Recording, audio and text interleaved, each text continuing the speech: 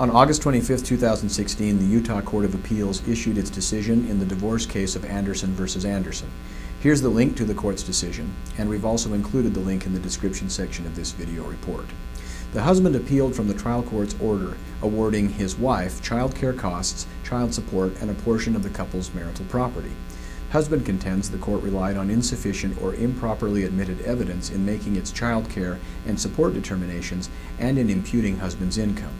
He also contends the court incorrectly concluded that husband's proceeds from a settlement in a civil lawsuit were marital property because the lawsuit was, as husband contends, for personal injuries. The Court of Appeals affirmed the trial court's order.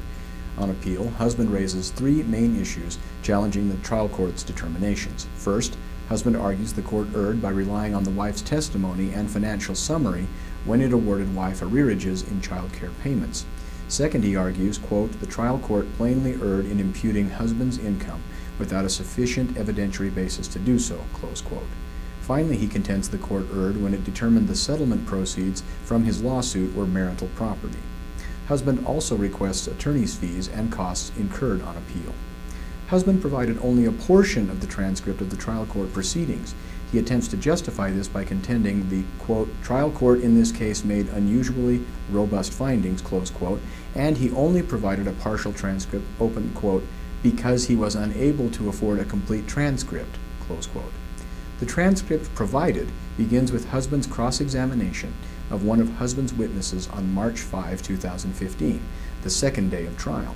There is no transcript of the first day and a half of the two-day trial, during which husband, wife, and three other witnesses testified.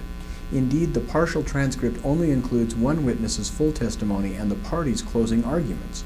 The Court of Appeals therefore concluded that to the extent husband challenged the sufficiency of the evidence, particularly where the court's findings rely on the missing testimonies, those challenges must be rejected because the Court of Appeals cannot conduct a review of the record as a whole to determine if the resulting findings of fact were clearly erroneous.